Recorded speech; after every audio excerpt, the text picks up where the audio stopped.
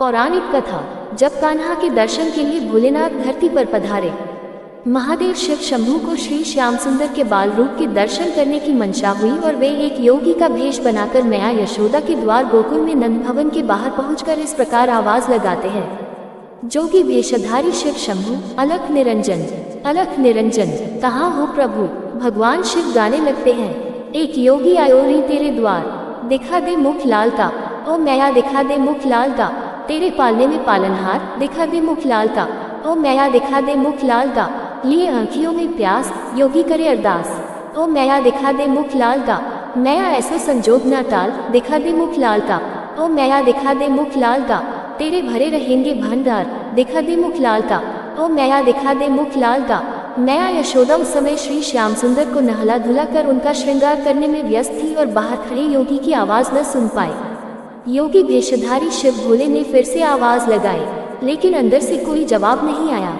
तभी वहां से एक ब्रज की वृद्धा गोपी गुजर रही थी। उसने उस योगी को प्रतीक्षारत देखा तो उनके पास गई और कहने लगी, गोपी बाबा किसे बुला रहे हो। योगी, गृहस्वामिनी को माए। गोपी, भिक्षा चाहिए। योगी, हाँ माए। गोपी, यहाँ तो कोई नहीं दिखता, चलो मेरे घर, वहाँ तुम्हें भिक्षा मिल जाएगी, मैं तुम्हें भिक्षा दूंगी। योगी, तुम। माए। गोपी, हाँ, अन्न वस्त्र धन, तुम जो मांगोगे वही दूंगी। योगी, नहीं माए, मेरा एक नियम है कि मैं एक ही द्वार पर जाकर अलग जगाता हूँ, और यदि उस द्वार से कुछ मिल जाए तो अच्छा है, अन्यथा उस दिन किसी द्वार पर नहीं जाता। गोपी, हे भगवान, तो फिर भूखे ही रहोगे। योगी, हाँ माए, जैसी प्रभु की इच्छा। गोपी, नहीं बाबा, हमारे गांव से कोई साधु भूखा चला जाए तो ये सारे गोकुल के लिए लज्जा की बात बन जाए। बाबा तुम यहीं ठहरो, मैं अंदर जाकर देखती हूँ कि यशोदा रानी कहाँ है। ऐसा कह वह वृद्धा गोपी नंद भवन के गई देखती है कि मैया यशोदा तो श्याम सुंदर का श्रृंगार कर रही थी और उन्हें लोरी गाकर सुला रही थी, और इधर बाहर खड़े योगी भेषधारी भगवान शंकर ने मन ही मन कहा, प्रभु दर्शन किए बगैर तो नहीं जाऊंगा। गोपी अंदर जाकर मैया यशोदा से कहती है, ओ यशोदा रानी। मैया यशोदा, आओ काकी, क्या बात है।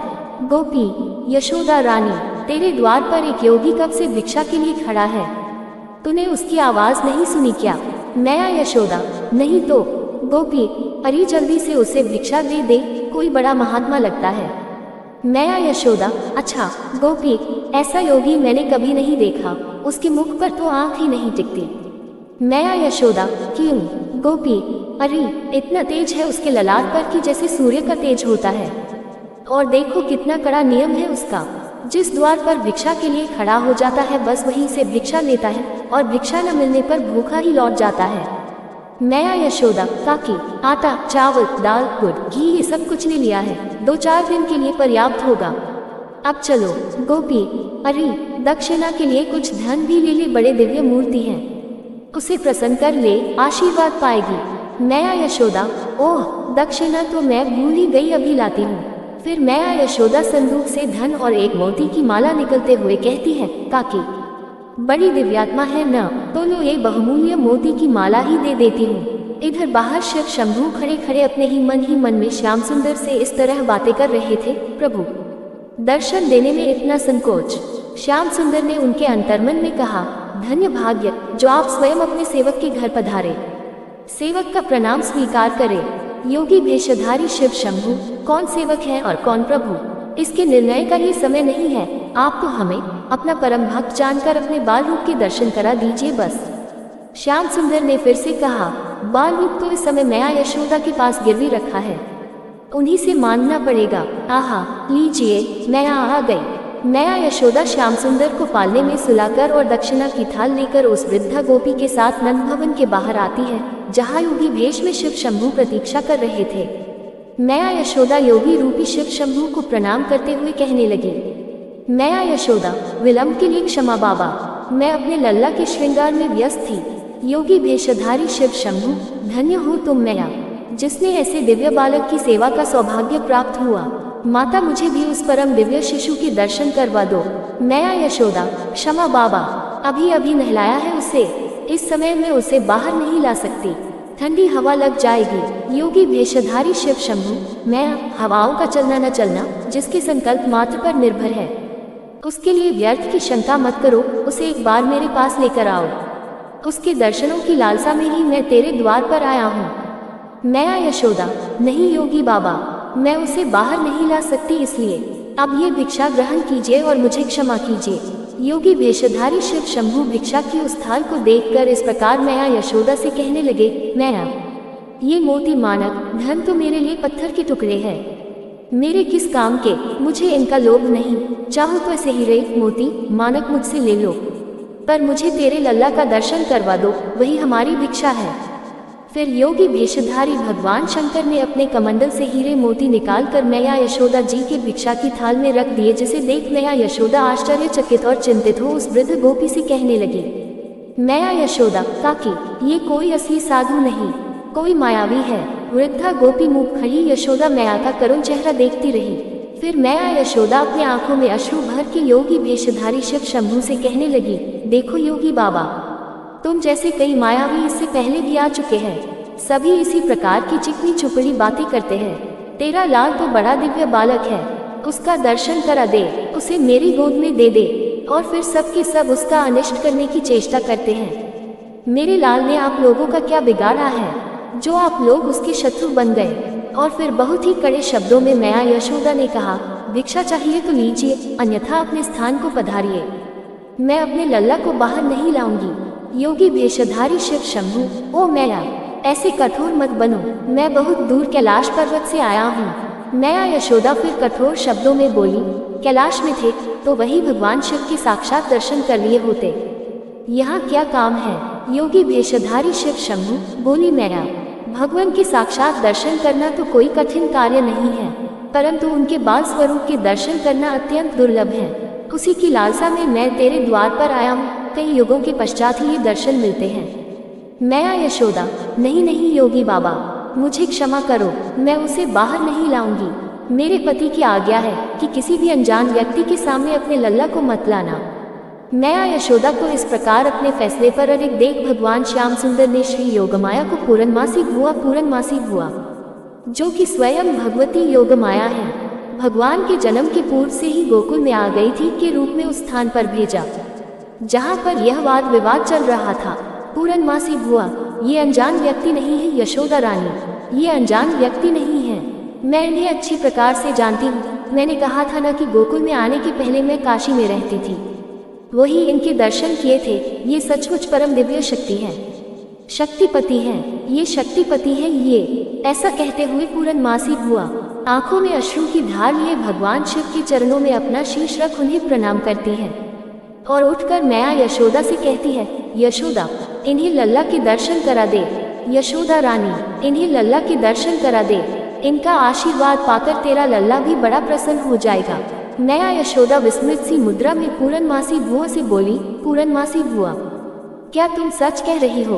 तुम इन्हें जानती हो? पूरनमासी भुआ, हाँ री यशोदा रानी, मैं इन्हें भली भांति जानती हूँ। अरे ये तो तेरा सौभाग्य है जो तेरे लल्ला का प्रेम इन्हें तेरे द्वार पर ले आया। मैया यशोदा, परंतु इनकी वेशभूषा तो देखिए, लंबी लंबी जटा, बदन में भाभूत और गले में सर्पों की माला लगाए हुए हैं, लल्ला तो इनको देखकर वैसे ही डर जाएगा। ना बाबा ना, मैं लल्ला को नहीं लाऊंगी। बेचारी भोली भाली मैया को क्या पता कि उनके द्वार पर स्वयं भगवान सदाशिव पधारे हैं। मैया यशोदा से ऐसा सुन पूरनमासी भुआ ने कहा, नहीं यशोदा रानी, इनके दर्शन मात्र से ही समस्त भयों का नाश हो जाता है, समस्त बाधाएं दूर हो जाती हैं। मुझ पर विश्वास करो, मैं कभी तुमसे झूठ नहीं बोली। वृद्धा गोपी ने पूरनमासी भुआ का समर्थन करते हुए कहा, अरे यशोदा रानी, ये पूरनमासी भुआ कभी झूठ नहीं बोलती। यशोदा रानी, याद है तुम्हें, जब वो पहले पहले गोकुल में आई थी तब इसी ने तुझे आशीर्वाद दिया था ना कि तुम्हें भी लल्ला होगा। उस समय तुम सब लोग तो आशा छोड़ चुके थे, ये सदा सच कहती है, सो इसकी बात मान ले बेटी। पूरनमासी भुआ, जा बेटी जा, लल्ला को ले आ। मैया यशोदा, पर मैं लल्ला को इनके हाथ में नहीं दूंगी। पूरनमासी भुआ, अच्छा लल्ला को तो ले आ, ये दूर से ही आशीर्वाद दे देंगे। जा जा ले आ लल्ला को यशोदा बेटी। फिर मैया यशोदा नंद भवन के अंदर जाती हैं श्याम सुंदर को लाने के लिए। और अंदर जाकर श्याम सुंदर को अपनी गोद में उठा इस प्रकार कहती है, अरे ओ लल्ला, चल कोई तेरे दर्शन के लिए आए हैं, चल। मैया यशोदा श्याम सुंदर को बाहर ले आती है, जिसे देख योगी भेषधारी शिव शंभु प्रेम से गदगद हो श्याम सुंदर के बाल स्वरूप को टकटकी लगाए निहारने लगे, जैसे पूर्णिमा की रात को चकोर चांद को टकटकी लगाए निहारते रहता है। मैया यशोदा कहती है, लो योगी बाबा, लल्ला को देख लो और आशीर्वाद दे दो। भगवान शिव शंभु अपने प्रिय श्याम सुंदर के इस बाल स्वरूप को देख उन्हें नमस्कार करते हैं और श्याम सुंदर भी चेहरे पर मधुर मधुर मुस्कान लिए उन्हें देखते रहते हैं। और फिर शिव शंभु मैया यशोदा से इस प्रकार कहते हैं, योगी भेषधारी शिव शंभु, मैया आज्ञा हो तो इनके चरणों में अपना मस्तक रख लूं। मैया यशोदा, नहीं नहीं, मैं मेरे लल्ला को छूने नहीं दूंगी। फिर पूरनमासी बुआ योगी भेषधारी शिव शंभु से कहती है, पहले अपनी चरण रज तो दीजिए। ऐसा कह पूरनमासी बुआ शिव शंभु की चरण रज में लल्ला श्याम सुंदर के ललाट पर लगा देती है। शिव शंभु की चरण रज श्याम सुंदर के ललाट में पड़ते ही श्याम सुंदर मन ही मन में शिव शंभु से कहते हैं, धन्यवाद प्रभु, कोटशः धन्यवाद। अंतर्यामी भगवान शिव श्याम सुंदर की मन की बात को सुनकर इस प्रकार कहते हैं, ये कहाँ का न्याय है स्वामी कि हम इतनी दूर से आकर भी आपके बाल रूप का आलिंगन भी ना कर सके। जिन श्री चरणों से निकली पवित्र गंगा को हम अपने शीश पर धारण करते हैं, उन श्री चरणों को एक बार तो छू लेने दीजिए प्रभु। और फिर भगवान शिव शंभु अपने ही शरीर के एक अदृश्य प्रतिबिंब से श्री श्याम सुंदर के चरणों का स्पर्श करते हैं और उनकी स्तुति पुरुष सूक्त से करते हैं, जो कि भगवान श्री श्याम सुंदर को अति प्रिय है। उसके बाद योगी भेषधारी शिव शंभु मैया यशोदा से झूम झूम के नाच नाच कर कहते हैं, युग युग जिए तेरो लल्ला, ओ मैया युग युग जिए। मेरे नैना भये रे निहाल, निरख मुख लाल का, प्यासी आँखियाँ हुई रे निहाल, निरख मुख लाल का। फिर मैया यशोदा कहती है, योगी बाबा अपनी भिक्षा तो लेते जाए।